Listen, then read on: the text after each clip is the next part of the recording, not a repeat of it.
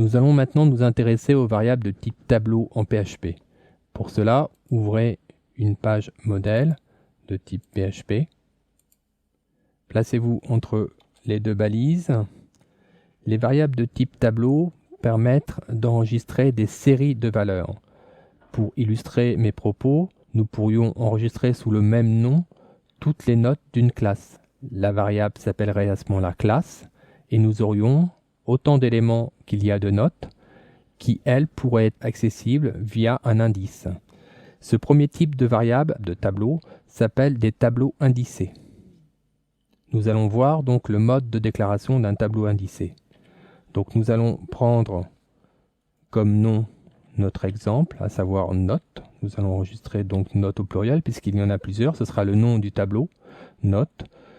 La syntaxe des variables de type tableau en PHP est la suivante. Nous avons le nom de la variable, précédé évidemment du $, puis nous avons des crochets ouvrants, un crochet fermant, et nous allons mettre entre ces deux crochets l'indice qui correspond à l'élément du tableau. Il faut savoir que en PHP, comme dans la majorité des programmes informatiques, l'indice commence à 0. Nous avons ici donc représenté le premier élément du tableau note. Si nous lui affectons une note, donc une valeur numérique, puisqu'elle n'est pas encadrée par des doubles cotes, une note de 15 par exemple, à ce moment-là, le tableau va être créé et le premier élément sera initialisé à 15. Continuons la création de notre tableau en saisissant d'autres notes. Nous allons par exemple saisir l'élément 1, nous allons lui affecter une autre note qui sera 13. L'élément 2, nous allons mettre cette fois une très bonne note 19. L'élément 3, nous avons donc ainsi 4 éléments différents. Nous allons lui affecter la valeur 11. Dans notre tableau, si nous exécutons maintenant le programme, ces informations vont être enregistrées dans le tableau. Cependant, nous ne pourrons pas les visualiser dans la page. Pour cela, il est judicieux d'utiliser une instruction, ou une fonction spécifique qui s'appelle print_r. Cette fonction spécifique est dédiée au tableau et permet d'afficher le contenu du tableau sans avoir à lister tous ces éléments. Donc nous allons l'appliquer à notre tableau de sorte à faire notre premier test. Nous allons maintenant enregistrer notre page dans le répertoire syntaxe. Nous allons l'appeler tableau indicé. Voilà. Et nous allons commencer à le tester en basculant dans le navigateur.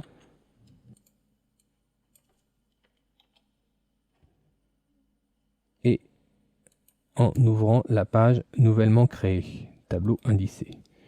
Nous voyons ici que le printer que nous avons ajouté affiche individuellement les différents éléments du tableau. Nous avons donc l'élément de type 0, d'indice 0 qui est égal à 15, l'élément d'indice 1 qui est égal à 13, l'indice 2 à 19 et 3 à 11. Cette représentation sera exclusivement utilisée pour la mise au point des programmes. Nous verrons par la suite qu'il existe d'autres systèmes qui permettent d'exploiter le contenu d'un tableau dans le cadre de programmes de production, programmes finaux. Là, pour l'instant, nous utiliserons le printer exclusivement pour la mise au point de nos programmes. Cette mise au point, cette représentation du contenu du tableau peut paraître claire dans la mesure où notre tableau n'est pas très grand. Cependant, si le tableau prend de l'embonpoint, il peut s'avérer un peu confus. Pour cela, nous allons revenir dans le code et nous allons modifier ce printer en lui associant une balise HTML qui est d'ailleurs dépréciée maintenant, qui s'appelle la balise pré. C'est une balise HTML qui permettait de conserver la mise en forme du code dans sa représentation finale dans le navigateur. Cette balise est maintenant très peu utilisée. Nous allons nous la remettre au goût du jour et l'exploiter de sorte à pouvoir mettre en forme le contenu de ce tableau, et notamment pour des tableaux plus complexes. Enregistrez votre page, CTRL S, passez dans le navigateur, Alt Tab, actualisez la page en question avec CTRL R, et vous voyez que la représentation de notre printer est désormais beaucoup plus agréable, et on peut imaginer que si nous avions un tableau de 10, 15 ou 20 éléments, ce serait beaucoup plus lisible que s'ils étaient tous à la ligne l'un derrière l'autre. Revenons maintenant dans notre éditeur pour continuer notre expérimentation. Je vous propose d'étudier d'autres systèmes d'initialisation d'un tableau. Pour cela, nous allons copier ce même tableau et nous allons neutraliser la précédente initialisation en la commentant. Pour votre information, l'éditeur Notepad possède une fonction en clic droit sur la partie sélectionnée qui permet de commenter ou de décommenter tout un bloc de code. Si je clique dessus, vous voyez, toutes les lignes d'initialisation de mon premier tableau sont ainsi commentées. Je vais ainsi pouvoir modifier le deuxième bloc d'initialisation de mon tableau et je vais modifier ce bloc en lui enlevant les indices. Alors, quelques mots sur ce type d'initialisation. Ce type d'initialisation permet, contrairement au précédent où on indique d'une manière explicite à quel endroit doit être affecté l'élément, celui-ci nous permettra de laisser cette gestion au système et ainsi, si notre tableau est vide au début, il prendra la valeur 0 par défaut, puis la valeur 1, puis la valeur 2 et la valeur 3. Donc c'est très intéressant lorsqu'on ajoute un élément à la suite de quelque chose qui existe déjà dans le tableau, en l'occurrence. Nous verrons par la suite les applications. En l'occurrence, pour ne serait-ce que vous citer un exemple, les caddies des sites marchands fonctionnent de cette manière. Donc, cette deuxième méthode pour initialiser un tableau, nous allons la tester de suite. Nous allons néanmoins modifier quelques notes pour être sûr qu'il s'agit bien du nouveau fichier. Je vais remplacer par exemple 19 par 17. J'enregistre ma page, je bascule avec un Alt Tab dans mon navigateur et je fais un CTRL R pour initialiser ma page. Vous voyez que le 19 a bien été converti en 17. Il s'agit donc bien de ma nouvelle initialisation et que le résultat final est strictement identique à la première méthode. Revenons maintenant dans notre éditeur pour continuer notre expérimentation.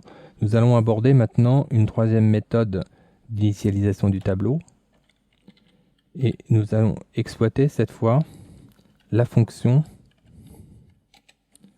area qui permet d'initialiser un tableau sur une seule ligne.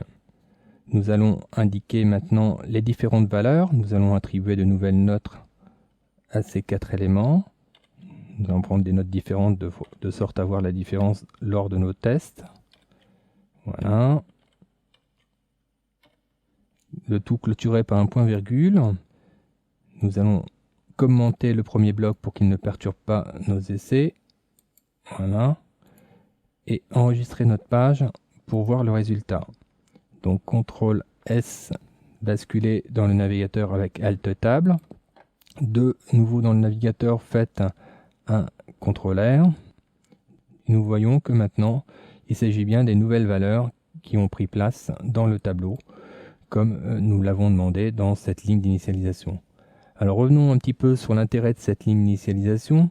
Elle est, comme vous pouvez le voir, beaucoup plus compacte et permet en fin de compte d'initialiser des séries très rapidement d'informations. Imaginez par exemple les jours d'une semaine. Si vous désirez convertir des jours de semaine en anglais ou en français, on pourrait très bien imaginer qu'il y ait 2 tableaux, l'un en français et l'autre en anglais, et il suffirait de substituer le nom de la variable pour basculer en français ou en anglais. Donc nous verrons par la suite d'autres applications concernant ce type d'initialisation. Nous en avons fini avec les différents moyens de déclaration des tableaux indicés. Rappelons, avant de passer au tableau associatif, que les tableaux indicés sont très intéressants lorsqu'on doit parcourir tous les éléments d'un tableau à l'aide d'une boucle, puisqu'il suffit de substituer l'indice par un compteur, et nous aurons l'occasion d'aborder cette application par la suite lorsque nous verrons les boucles.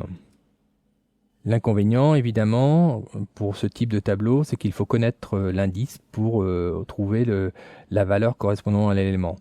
Nous allons donc maintenant nous intéresser à un autre type de tableau qui n'a pas cet inconvénient, puisque nous allons plus parler d'indice mais de clé, et que la clé donc sera par exemple le nom de la personne. On peut très bien imaginer que pour notre application, nous puissions attribuer des noms de personnes. Donc je vais reprendre la structure du tableau que je vais décommenter tout de suite. Je vais commenter celle-ci par contre.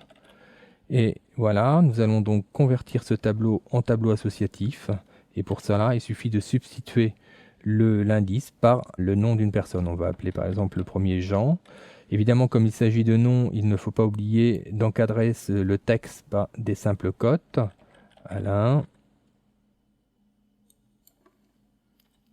Anne et Claire.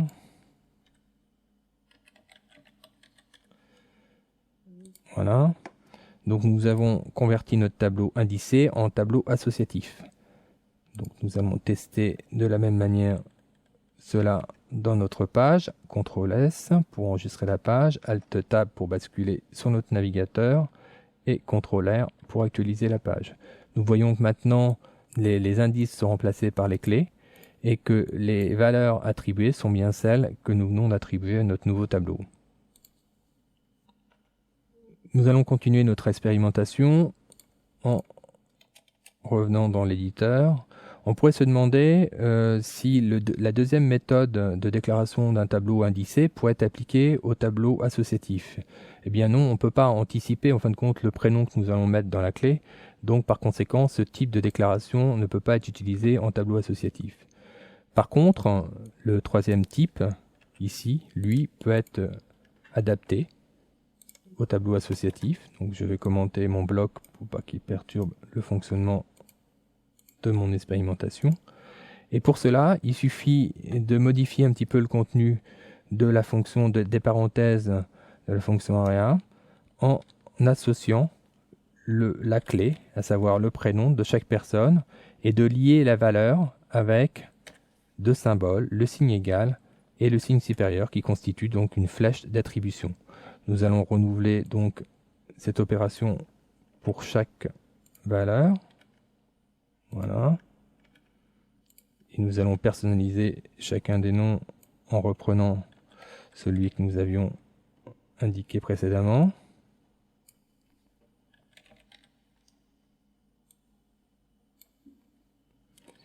Claire.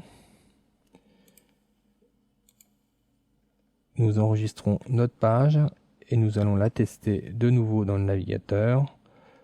Alt Tab, CTRL R, et on voit que là, il s'agit bien de notre nouveau tableau puisque les valeurs étaient différentes et que le résultat final est strictement identique, hormis le fait que là, nous avons tout déclaré sur une seule ligne. Nous avons vu jusqu'à présent les déclarations des différents tableaux.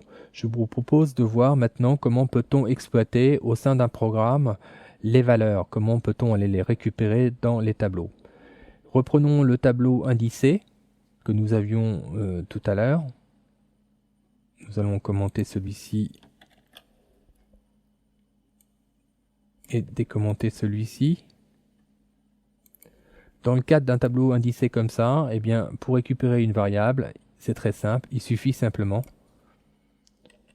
d'afficher le nom du tableau avec l'indice qui correspond. À savoir, si je fais maintenant un écho de cette valeur, eh bien, la valeur qui va s'afficher ici sera ni plus ni moins que les 19, la valeur qui est affectée à l'élément 2 du tableau note. Nous allons maintenant tester l'utilisation de cette fonction. Enregistrons la page. Alt Tab pour basculer dans le navigateur. CTRL R pour afficher le résultat.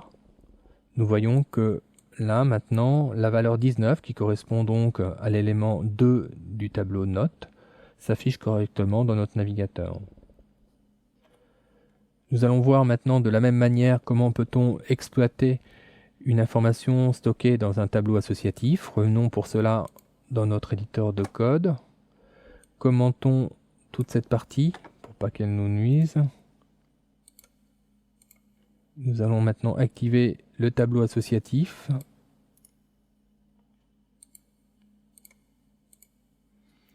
Et nous allons nous fixer comme objectif d'aller voir la note d'Alain. Pour cela, vous l'avez compris, il suffit d'afficher la variable note avec comme clé Alain pour que celle-ci s'affiche dans le navigateur. Nous allons tester cela tout de suite. CTRL S, Alt Tab, CTRL R. Vous voyez que la note d'Alain qui est égale à 13 s'affiche désormais dans le navigateur. Nous en avons fini avec les déclarations de tableau. Nous pouvons faire un rapide comparatif des tableaux indicés et associatifs. Nous avons vu que les tableaux indicés étaient très intéressants pour être parcourus par des boucles. Nous verrons par la suite cet usage. Les tableaux associatifs, quant à eux, sont intéressants pour un accès direct, puisqu'il suffit de connaître le nom de la personne et de le placer à l'intérieur en guise de clé pour accéder à sa valeur.